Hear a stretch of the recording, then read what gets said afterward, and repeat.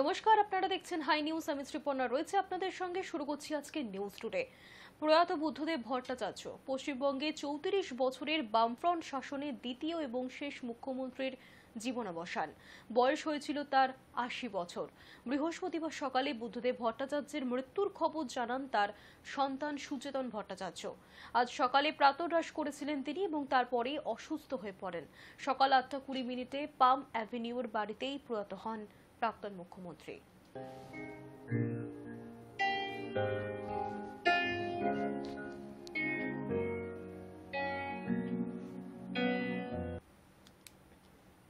বুধবার রাত থেকেই বুদ্ধদেব ভট্টাচার্যের শারীরিক অবস্থা খারাপ হয়েছিল। শ্বাসকষ্ট বাড়াবাড়ি পর্যায়ে গিয়েছিল বলে সূত্রের খবর। বৃহস্পতিবার বেলা 11টা নাগাদ উডল্যান্ডসের চিকিৎসকদের এসে পরীক্ষা করারও কথা ছিল, কিন্তু বৃহস্পতিবার সকাল থেকে আবারও অসুস্থ হয়ে পড়েন তিনি।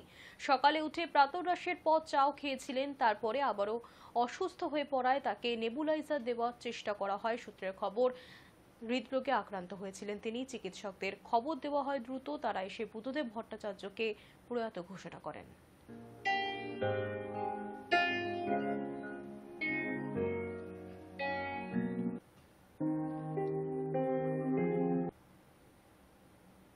প্রয়াত মুখ্যমন্ত্রী বুদ্ধদেব ভট্টাচার্যকে শেষ শ্রদ্ধা জানাতে পাম অ্যাভিনিউয়ে যান বর্তমান মুখ্যমন্ত্রী মমতা বন্দ্যোপাধ্যায়। বর্ষীয়ান বাম নেতার মৃত্যুতে শোকাহত মমতা বন্দ্যোপাধ্যায়।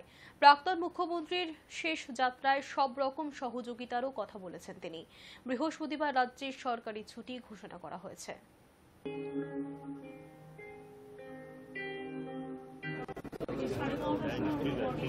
পিস ওয়ার্ল্ডে নিয়ে যাওয়া হবে এবং সেখান থেকে পার্টি যেভাবে সিদ্ধান্ত নেবে সেইভাবে বাদবাকিটা ওনারা করবে এবং ওনার দেহদান করা আছে। আমরা সরকারিভাবে আজকে রাজ্য সরকার ছুটি ঘোষণা করে দিয়েছে। আজকে ফুল ডে ছুটি থাকবে এবং আগামীকাল সসম্মানে, রাষ্ট্রীয় সম্মানের সাথে আমরা তাকে শেষ বিদায় জানাতে চাই গান স্যালুটের মাধ্যমে। এবং আমি রবীন্দ্রকে এটাও বলেছি, আপনি পার্টির সাথে কথা বলুন, পিস ওয়ার্ল্ডে না রেখে, যদি আপনারা ভাবেন যে কারণে পিস ওয়ার্ল্ডে রাখা হচ্ছে, বডিটা ইনভাল্ভ করে রাখলে 72 আওয়ার্স ইন্ট্যাক্ট থাকে, সেক্ষেত্রে আপনারা রবীন্দ্র সদনেও রাখতে পারেন, নন্দনেও রাখতে পারেন।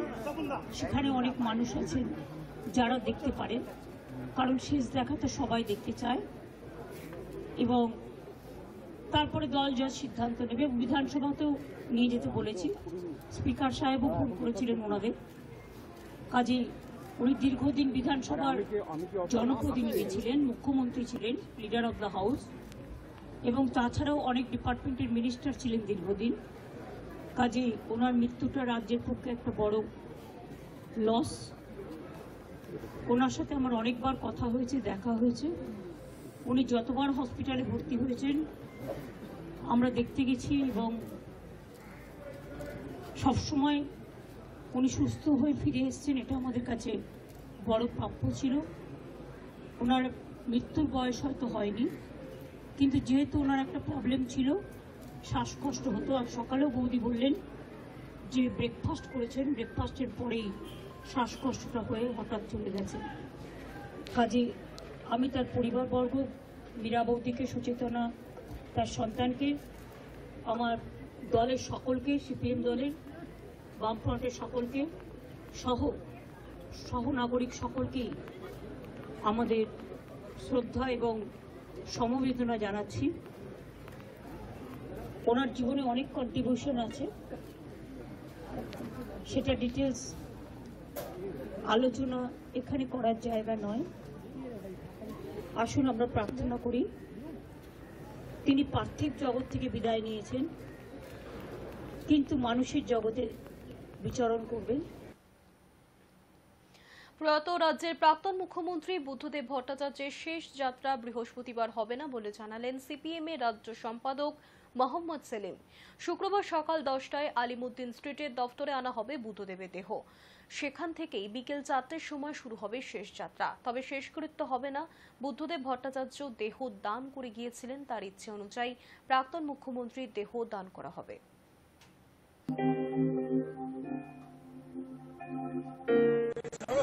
सोच है देश के लिए जिनकी सोच है और जो जनता के जो मजदूर वर्ग है, मेहनत का इंसान है, उसके उत्थान के लिए सोचते हैं, उन तमाम के लिए एक बहुत अफसोसनाक है।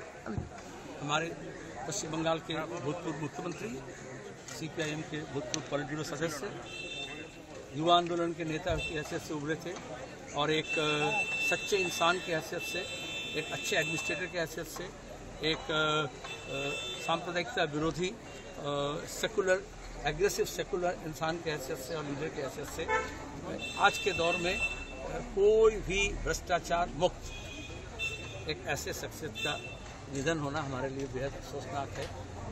और मैं अपने पूरे पार्टी की तरफ से, इस बंगाल की जनता की तरफ से अपने को संबद्ध करता हूँ इस शोक में। आज हमने ये फैसला लिया उनके परिवार के साथ बातचीत करके, क्योंकि वो अपना देह दान किए थे चिकित्सा विज्ञान के लिए, इसलिए उनका देह कल हम अलीमुद्दीन स्ट्रीट से जुलूस करके शेष यात्रा करेंगे और उनको हम अस्पताल में जो है डोनेट करेंगे जैसा उनकी इच्छा था। आज रात को उनके देह प्रिजर्व किया जाएगा, क्योंकि दिल्ली से, उत्तर बंगाल से, देश के अन्य भाग से बहुत से लोग आएंगे और आज रखेंगे हम। अभी 1 घंटा 1.5 घंटा यहाँ घर में है। उसके बाद कल पार्टी ऑफिस में हमारा अलीमुद्दीन स्ट्रीट 31 अलीमुद्दीन स्ट्रीट में सुबह 10:30 बजे से 4 बजे तक हम उसे प्रिजर्व करेंगे, रखेंगे, ताकि सर्वसाधारण के लिए जो भी आएंगे वो श्रद्धा सुमन अर्पण करेंगे। उसके बाद हम उनके देह को हॉस्पिटल में डोनेट करेंगे। বাম নেতা সূর্যকান্ত মিশ্র তিনি কি বলছেন শোনাবো। আমাদের বডি নিয়ে যেতে হবে, রাখতে হবে। কাল সকাল 10:30টায় আমাদের আলিমুদ্দিন স্ট্রিটে বডি থাকবে, যে কেউ সেখানে যেতে পারবেন, শ্রদ্ধা জানাতে পারবেন। এবং তারপরে আমরা বডি যেহেতু ডোনেট করা আছে, সেই বডিটা ডোনেশন করে আমাদের কালকে এই প্রোগ্রাম, কারণ অনেকে বাইরে থেকে আসবেন, রাজ্যের বাইরে থেকে, দিল্লি থেকে ইত্যাদি, সেই জন্য আজকে আমরা বডিটা রেখে দিচ্ছি। এই হচ্ছে ব্যাপার। আর না না সেটা আমি জানি, এটা দেখবো কোথায় আছে কেউ, আর যে কোনো জায়গায় আমরা দিতে পারি, যে কোনো মেডিকেল কলেজে, সেটা আমি দেখবো। সেটা কোনো নির্দিষ্ট ইচ্ছা আছে কিনা সেটা আমি। কংগ্রেস নেতা প্রদীপ ভট্টাচার্যের প্রতিক্রিয়া শোনাবো। এই কমপ্লেক্সে দীর্ঘকাল ধরে আছে।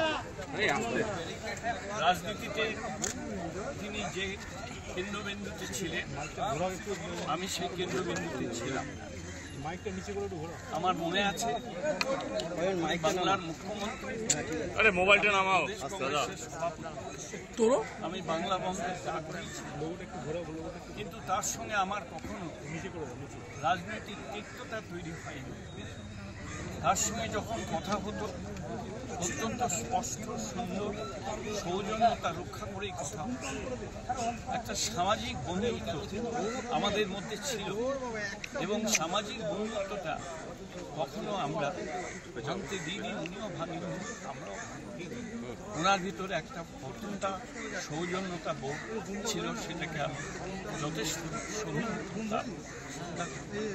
তার মৃত্যুতে আমি মনে করি বাংলার রাজনীতির ক্ষেত্রে একটা বড় সমস্যা। আপনার ব্যক্তিগত কতটা ক্ষতি হলো? আপনার তো ব্যক্তিগতভাবে খুবই বন্ধু ছিলেন। কোন দিনে, মানে ধরুন উনি অসুস্থ তো বারবার হয়েছে, আমি তো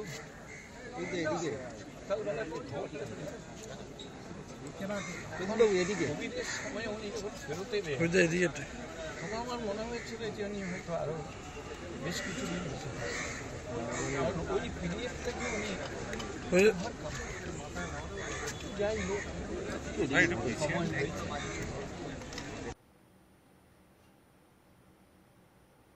পশ্চিমবঙ্গের প্রয়াত প্রাক্তন মুখ্যমন্ত্রী বুদ্ধদেব ভট্টাচার্যের স্মরণে শোক বার্তা দিলেন প্রধানমন্ত্রী নরেন্দ্র মোদী। বৃহস্পতিবার দুপুরে এক্স হ্যান্ডেলে প্রধানমন্ত্রী লিখেছেন, পশ্চিমবঙ্গে প্রাক্তন মুখ্যমন্ত্রী বুদ্ধদেব ভট্টাচার্যের প্রয়াণে শোকাহত। উনি বলিষ্ঠ রাজনৈতিক নেতা ছিলেন, যিনি একাগ্রভাবে তার রাজ্যের মানুষের সেবা করেছেন।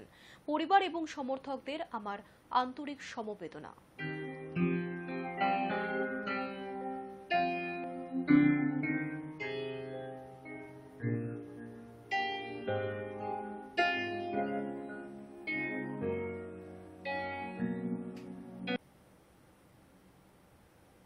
শোক জ্ঞাপন করলেন রাজ্যপাল C V Ananda Bose. Who inspired confidence in millions of people throughout their life. Of him it can rightly be said, he had charity towards all and malice towards none. Known as a connoisseur of art and literature, and known for his simple living and high thinking, he has been a model for other political leaders also to emulate. His loss is a great loss to humanity, to Bengal, to India. নজর রাখবো পরবর্তী খবরে। সম্প্রতি আয়োজিত হলো উপাসনা centre for ডান্সের দুদিনের শাস্ত্রীয় নৃত্যানুষ্ঠান। ঐতিহ্য এবং সমসাময়িকতার এক অপূর্ব মিশ্রণের সাক্ষী রইলেন দর্শকরা। উপাসনা সেন্টার ফর ডান্স সম্প্রতি 24 ও 25 জুলাই 2024 তারিখে কলকাতার জ্ঞান মঞ্চে দুদিনের শাস্ত্রীয় নৃত্য অনুষ্ঠান আয়োজন করেছিল। এই অনুষ্ঠানের মূল উদ্দেশ্য ছিল ভারতের বিভিন্ন শাস্ত্রীয় নৃত্য রীতিকে প্রচার করা। প্রথম দিনের অনুষ্ঠানের সূচনা করেন সুবিকাশ মুখোপাধ্যায়। উপস্থাপনা করা হয় নৃত্যানুষ্ঠান কার্তিকেয়, দেব সেনাপতি কার্তিকেয়র প্রতি একটি নিবেদন। এরপরেই নীলোপা মৈত্র রাহার নৃত্যানুষ্ঠান, যা জীবনের যাত্রাপথ এবং গন্তব্যের রূপকে কেন্দ্র করে একটি নিবেদন। এর পরের পরিবেশনা প্রিয়াঙ্কা তালুকদার এবং শ্রীপর্ণা সরকারের উপস্থাপনায় স্নেহী আমি। এই উপস্থাপনায় প্রজাপতি এবং প্রদীপের অনন্ত ধ্বংসাত্মক প্রেম কাহিনীকে ফুটিয়ে তোলা হয়। উপাসনা সেন্টার ফর ডান্স পরিবেশন করে ইন্দ্রধনুষ, যা কত্থক নৃত্যের উজ্জ্বল রঙগুলিকে রংধনুর সঙ্গে তুলনা করে একটি নৃত্যশৈলীর উপস্থাপনা। জলসা চন্দ্র, শঙ্কর নারায়ণ স্বামী এবং তাঁর সহশিল্পীরা উপস্থাপন করেন নাদ অনাহত অনশ্রুত ধ্বনি, যা মৃদঙ্গমের মাধ্যমে ডমরুর তালকে চিত্রিত করে এবং জীব স্পন্দনকে প্রতিফলিত করে।